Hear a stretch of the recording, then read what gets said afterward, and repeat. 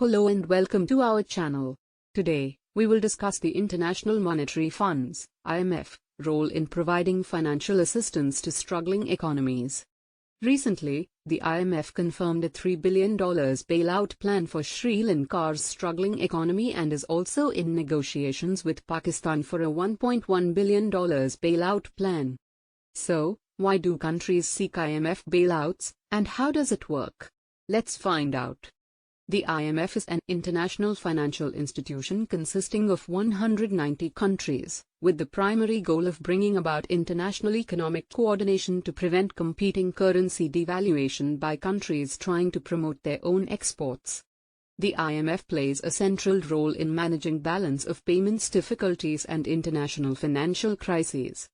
Countries contribute funds to a pool through a quota system from which countries experiencing balance of payments problems can borrow money.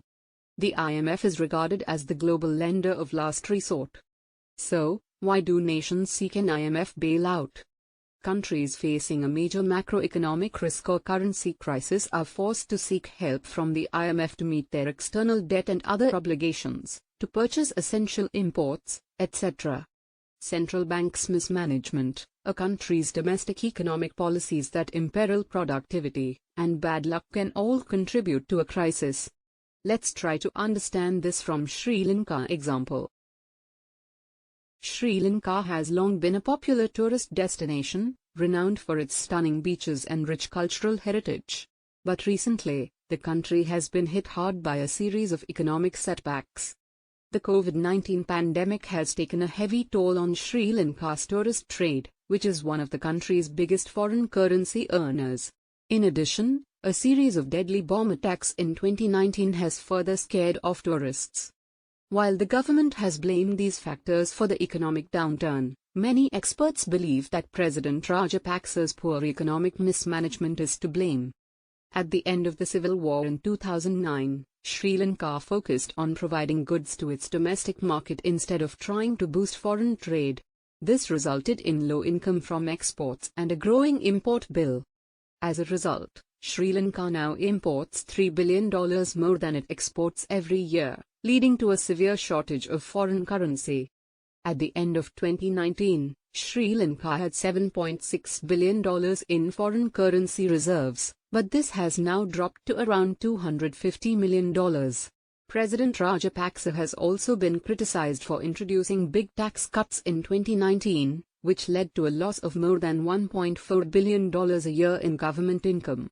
To help such struggling economies, the IMF lends money through a number of its lending programs, such as the Extended Credit Facility, a flexible credit line, standby agreement, etc., often in the form of special drawing rights, SDRs. SDRs represent a basket of 5 currencies, namely the US dollar, the euro, the Chinese yuan, the Japanese yen, and the British pound. Countries can use the SDRs for various purposes depending on their individual circumstances.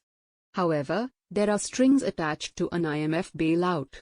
The IMF usually imposes conditions on countries before lending any money to them. For example, a country may have to implement certain structural reforms as a condition to receive IMF loans. These reforms are essential for the success of IMF lending, as throwing money without reforming policies that cause the crisis or corruption does not make sense.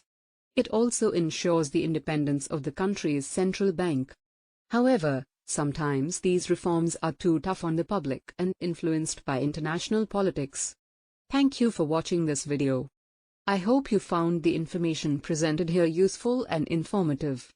If you have any questions or comments, please leave them in the comments section below. Don't forget to subscribe to our channel, Prepify, for more valuable content related to competitive exam preparation and general awareness. Until next time, keep learning and stay curious.